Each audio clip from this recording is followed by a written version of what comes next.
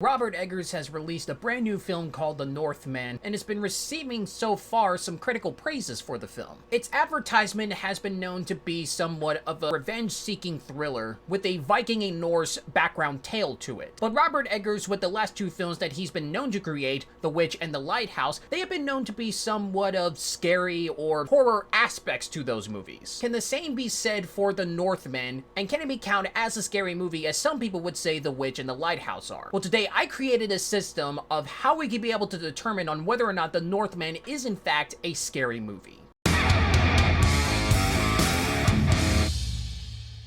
Here's how this video will work. Right now, I have not seen the movie The Northman yet, and I will go ahead and discuss you guys in detail how these four brackets actually work and what they're like. And right after my analysis on these specific brackets, it will go ahead and cut to me when I have seen the movie and go into detail on whether or not the details of these brackets have actually been met with the expectations of seeing the movie. If you're new to this YouTube channel, be sure to subscribe and like and comment down below because it definitely helps out this channel and it helps me create more content like this in the near future. Now with that being said, let's go ahead and analyze what the first bracket is. The first thing in order to determine on whether or not this is a scary movie is to analyze how much suffering is in the movie. And what I mean by suffering and how this is determined is by how much gore is in the movie, how much torture is in there, is there any sense of dread in here, and how brutal can the film get? These are the qualifications that are able to determine how much suffering has been endured into the film. Now let's go ahead and cover to me seeing the actual movie and whether or not these four details have actually been met to their expectations.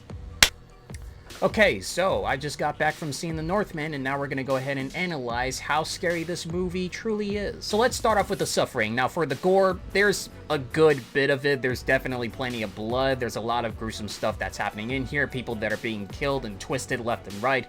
So that right there is definitely a 5 out of 5. And as for torture, well, that depends on what you mean by torture, because there are some characters that are being tortured mentally and spiritually, but then there are also other characters that would be tortured in the physical world. So in terms of how much torture is in this film, there is a good bit of that type of torture in here, but I think that if there was a lot more in here, it would have pushed the limit to being that much of a horror film. So it's this close to a 5 out of 5, but I'm giving it a 4.5 out of 5.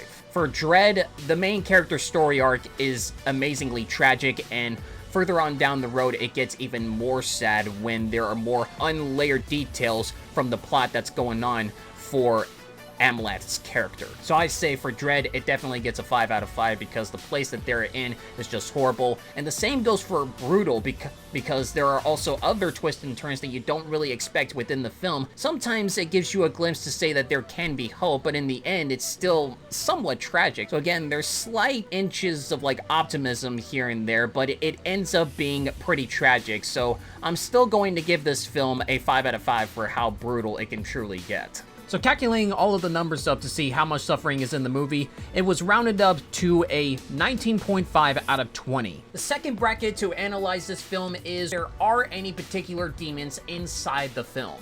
And the qualifications to help determine this bracket is, are there any scary creatures in the movie? Is there any psychological evil inside of our characters? And is there an evil spiritual entity that revolves inside of the atmosphere? And now it's time to cut back to me seeing the movie and seeing if these qualifications have been met to their expectations. Now, as for demons, let's start off with the scary creatures. I was surprised to see that there are somewhat scary creatures in the movie. There isn't a lot, but there are people that are from the dead and they show up in particular scenes where they make the film nasty and ugly to look at. So for scary creatures, since there's not so much of them, I will give it like a 3 out of 5 because there are some in here that are pretty scary, but they aren't what you expect when you watch a regular horror film. As for psychological evil within inside of our characters, yes, there definitely is, but not in a way that you would expect. You can't count Amlet's character since he is a person that is seeking revenge and what he is wanting to do within his purpose, but it does revolve around some kind of justification, so I wouldn't technically count it as evil as, say, like other characters that are evil within the film. But since there is somewhat of a personal evil within inside any characters inside of the film, I still give this movie actually a 5 out of 5. And as for like the spiritual evil, there definitely is that as well. I almost wanted to count this as a scary creature, but I counted this one as a spiritual evil, since the scary part about it is that it is its own entity. You don't see it, and something terrible does happen within the film that's no way of stopping it. So yeah, for that part, it definitely gets a 5 out of 5. So calculating all of the numbers up, for the demon section, the number that it's rounded up to was 13 out of 15. The third bracket that we're going to be analyzing is, does the plot revolve around something scary? And in order for me to explain this one, these are the details of what should be able to qualify for it. Does this have any suspenseful situations? Do we see any personality within our characters where they have a motivation to kill and they have no ambition to stop? And are there any scenes where the protagonists are set inside of traps and they barely have any room to escape at all? And once again, we're going to cut back to me seeing the movie and seeing if these qualifications have been met. Is there any suspense in the movie? You can have suspense in particular action scenes, but in order to really gravitate towards that suspense, you need to have the characters be put in danger where they could be axed off whenever they could.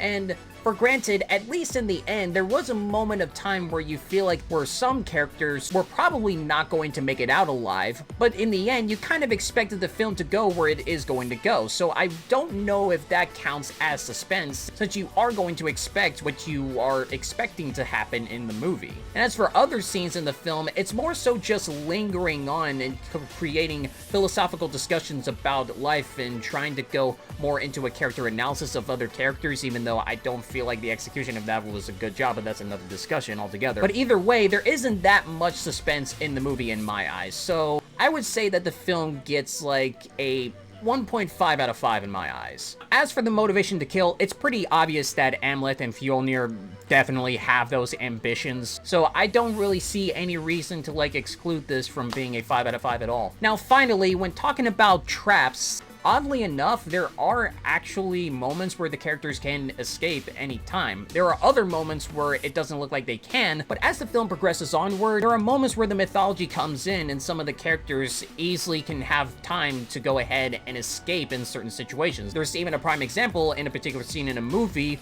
where it doesn't really feel like that they are in a trap, even though it could have been a trap. So even though for side characters, it does feel like that they don't have any options and they are pretty much killed off, it's mostly just there just to see characters being evil for the sake of it, and they're not necessarily the main focus of the film at all. They're just background noise. So for the sake of it, in terms of traps, it's not necessarily on the main characters, but the film is trying to do so in some parts of the film, so I'll give it somewhat of a 2 out of 5. And for the section of the plot, we rounded up to 8.5 out of 15. And the final one is a pretty easy one to analyze. Are there any jump scares in the film?